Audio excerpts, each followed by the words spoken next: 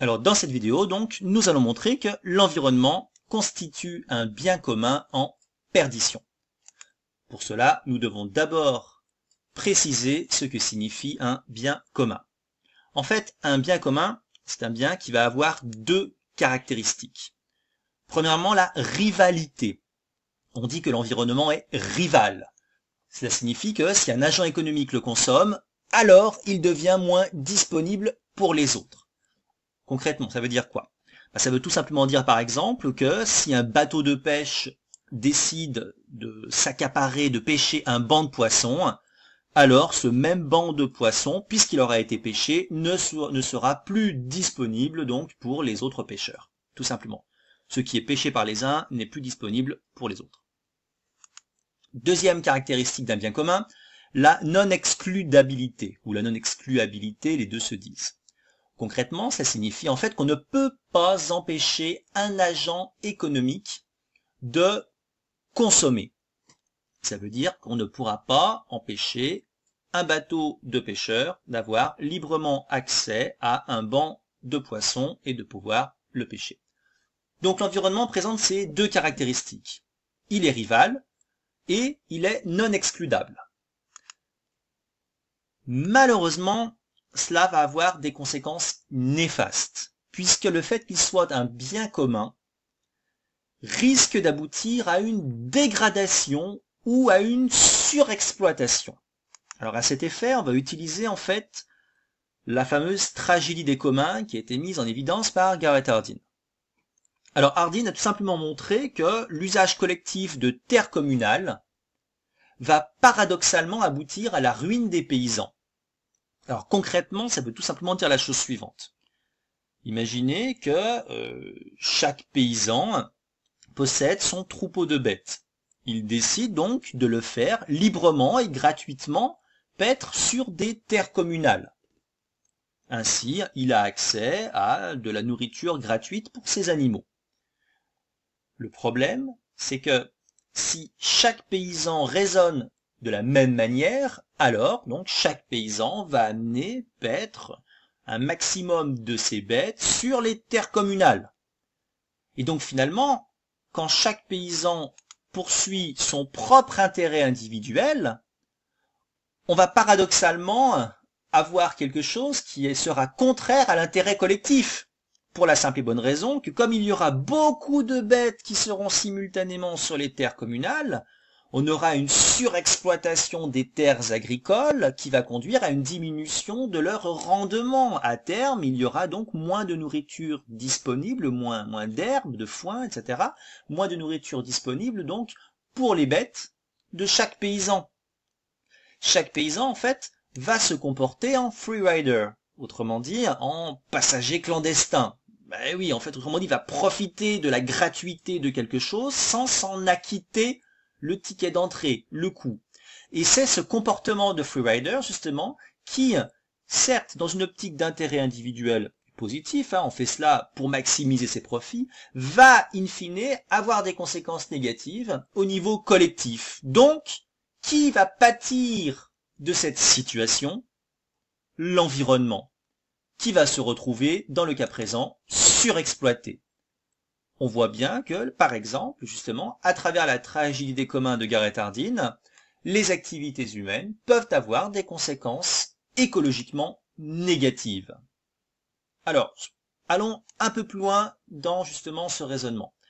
On a des dégradations environnementales. D'abord, elles peuvent s'expliquer par des considérations d'ordre démographique. Cela paraît logique, plus il y a de personnes, plus la population est importante, plus il y aura de consommation, plus il faudra produire, plus il faudra utiliser justement la terre en tant que mère nourricière. Il faudra plus utiliser, plus puiser donc dans les matières premières, dans les ressources naturelles, etc. Il faut également nuancer cela avec le niveau individuel moyen de consommation. Autrement dit, on peut tout à fait imaginer une situation paradoxale où la population ne serait pas très élevée, mais où chaque individu consommerait énormément. La situation la plus problématique étant une population importante qui consomme individuellement beaucoup, bien évidemment. sachant que pour consommer, il faut préalablement produire, et qu'en fonction des modes de production, cela peut avoir des conséquences environnementales problématiques. Si par exemple on utilise des technologies qui utilisent donc beaucoup d'énergie, qui sont énergivores, qui peuvent être polluantes, si pour fabriquer un certain nombre de biens on utilise du charbon, on utilise du pétrole, on va émettre beaucoup de CO2, cela bien évidemment sera à terme négatif d'un point de vue environnemental. Alors comment on peut mesurer justement ces dégradations environnementales? Par exemple grâce à l'empreinte écologique. L'empreinte écologique, c'est tout simplement la pression qu'exerce l'homme sur la nature pour ses activités et afin de satisfaire ses besoins. Alors, de manière concrète, pour pouvoir justement mesurer l'empreinte économique et écologique, on va tout simplement calculer la quantité de surface productive de terre qui est nécessaire pour obtenir les matières premières, l'énergie et tout ce que nous consommons. Par exemple, si on veut calculer l'empreinte écologique moyenne d'un Européen, donc on va mesurer la quantité de terre nécessaire pour satisfaire évidemment leurs besoins, il faut savoir qu'il faudra approximativement 3 terres et demie. Alors ça veut dire quoi en fait? Ça veut tout simplement dire que si chaque personne sur Terre consommait comme un Européen, la terre ne suffirait pas. 2 terres ne suffiraient pas, 3 non plus. Il faudrait 3 terres et demie pour pouvoir satisfaire les besoins donc d'un consommateur européen. Ce n'est pas le pire, si on se place du point de vue des Américains, il faut savoir que l'empreinte écologique des Américains est environ de 6,8 terres. Alors, les conséquences écologiques de la croissance économique sont de plusieurs ordres. En premier lieu, on observe un épuisement des réserves halieutiques. Alors les réserves halieutiques, c'est tout ce qui va concerner la pêche. Ainsi, on observe une forte diminution des stocks mondiaux de poissons. On a une destruction d'un certain nombre d'habitats, que ce soit les estuaires, que ce soit les mangroves, par exemple, en Amérique du Sud, la barrière de corail vers l'Australie. En détruisant en fait les habitats, cela a un certain nombre évidemment de conséquences négatives. Cela impacte directement évidemment la quantité de poissons disponibles, cela impacte directement également leur possibilité de reproduction. Quelque part, cela donc bien évidemment a des conséquences négatives à court terme, mais cela hypothèque également le long terme en rendant plus difficile certaines reproductions. Alors cet épuisement des réserves halieutiques donc s'explique par la surpêche, bien évidemment, mais également par des modifications physico-chimiques au niveau des océans. On observe en fait, depuis quelques siècles, une acidification des océans. En termes simples, ça signifie qu'on a une diminution du pH des océans.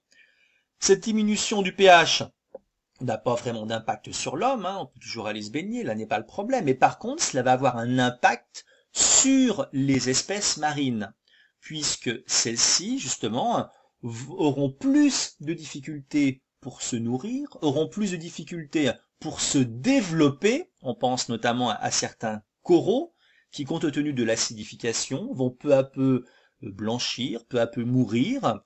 Certains poissons auront plus de difficultés à trouver de la nourriture, avec un plancton moindre par exemple. Inversement, certaines espèces invasives vont se développer.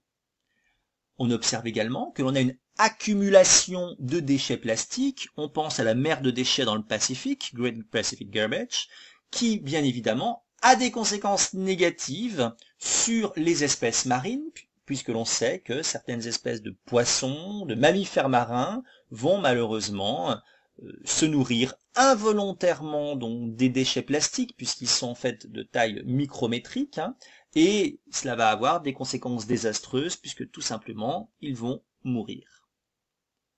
Deuxième conséquence écologique de la croissance économique, l'effet de serre. Alors l'effet de serre, bien évidemment, s'explique essentiellement par les activités humaines, notamment les activités dans le domaine des transports, qui expliquent en France plus d'un quart des émissions de gaz à effet de serre. Quand on dit des émissions de gaz à effet de serre, on pense bien évidemment essentiellement au CO2, au dioxyde de carbone. Mais bon, l'industrie, le bâtiment et l'agriculture également ne sont pas à la traîne, puisque si l'on prend déjà transport, industrie plus bâtiment, on a trouver les 2/3 des responsables des émissions de gaz à effet de serre. Et si on rajoute l'agriculture et la sylviculture, on arrive à 80-90%. Alors le problème, évidemment, c'est que ce sont surtout les pays riches, ça va de soi, hein, qui sont les principaux pollueurs, on pense surtout aux Américains. Cela a des conséquences dramatiques, hein, notamment avec la hausse des températures, la montée des eaux, la fonte des glaciers, des maladies respiratoires, une météo extrême. Donc en fait, ça a des conséquences négatives aussi bien d'un point de vue sanitaire que d'un point de vue agricole, avec une diminution d'un certain nombre de rendements agricoles, sans compter que, bien évidemment, par exemple, des tsunamis peuvent avoir des conséquences industrielles, commerciales, plus globalement économiques, dramatiques, au-delà de la dimension humaine, bien évidemment. Autre conséquence écologique de la croissance économique, la déforestation. En 1700, seuls 5% des terres de la biosphère étaient accaparées par des activités humaines intensives. Au début du XXIe siècle, c'était plus de la moitié de la biosphère qui était accaparée par des activités humaines intensives. Pourquoi? Tout simplement dans le cadre d'une production agricole. On a toujours plus besoin d'huile de palme, de soja. On a des exploitations minières qui vont prendre justement de la place sur les forêts. On a des élevages intensifs qui sont de plus en plus développés pour pouvoir satisfaire les besoins humains alimentaires. On a un besoin en bois tropicaux qui est également très important. On préfère d'un côté détruire des forêts primaires, quitte quelquefois à utiliser du napalm, comme ça peut se faire en Tasmanie par exemple. Et ensuite, on préfère planter des arbres bien calibrés, à croissance rapide, qui vont bien ensuite pouvoir être coupés, rentrer dans les machines parfaitement calibrées. On aura ainsi de la productivité et du profit à gogo. Enfin, les conséquences écologiques de la croissance économique peuvent se caractériser par un épuisement des ressources énergétiques. On pense notamment à un épuisement des réserves de pétrole, de gaz naturel, de charbon. On sait que les réserves de pétrole sont estimées à 30-50 ans approximativement. Celles de gaz naturel un peu plus long, 50-70 ans, et celles de charbon environ 1 siècle et demi. Pourquoi? Déjà, le domaine des transports est très énergivore, même si on a eu beaucoup d'innovations dans ce domaine-là. Le domaine des transports est malheureusement relativement important, c'est un très gros utilisateur d'un point de vue énergétique. Bon, ensuite, tous les produits pétroliers sont bien évidemment largement utilisés par l'industrie pétrochimique et tous leurs dérivés. En Amérique du Nord, pour les Américains, se chauffer l'hiver et utiliser la climatisation l'été est quelque chose de tout à fait banal, mais qui a malheureusement des conséquences en termes d'épuisement des ressources énergétiques. Ce qui fait que petit à petit, bien évidemment, on se rapproche du peak oil. Autrement dit, on se rapproche du moment où la production mondiale de pétrole plafonne avant de commencer tout simplement à décliner. Alors je vous ai fait un petit tableau de synthèse qui reprend donc les 4 principales conséquences écologiques de la croissance économique. L'épuisement des réserves halieutiques, tout ce qui est relatif à la pêche, tout ce qui montre qu'on a donc une diminution drastique des stocks mondiaux de poissons avec une destruction donc des habitats marins. L'effet de serre, dont les pays riches bien évidemment sont essentiellement responsables et qui a des conséquences aussi bien d'un point de vue économique qu'écologique que sanitaire. La déforestation, qui conduit bien évidemment à une surexploitation, une dégradation, même à un anéantissement d'un certain nombre de forêts primaires, avec toutes les espèces animales, végétales, qui disparaissent peu à peu, compte tenu des activités humaines qui vont s'y substituer. Et en dernier lieu, donc, l'épuisement des ressources énergétiques, à savoir donc l'épuisement progressif de nos réserves non renouvelables de pétrole, gaz naturel et de charbon. Toujours, bien évidemment, à cause des activités humaines. Voilà.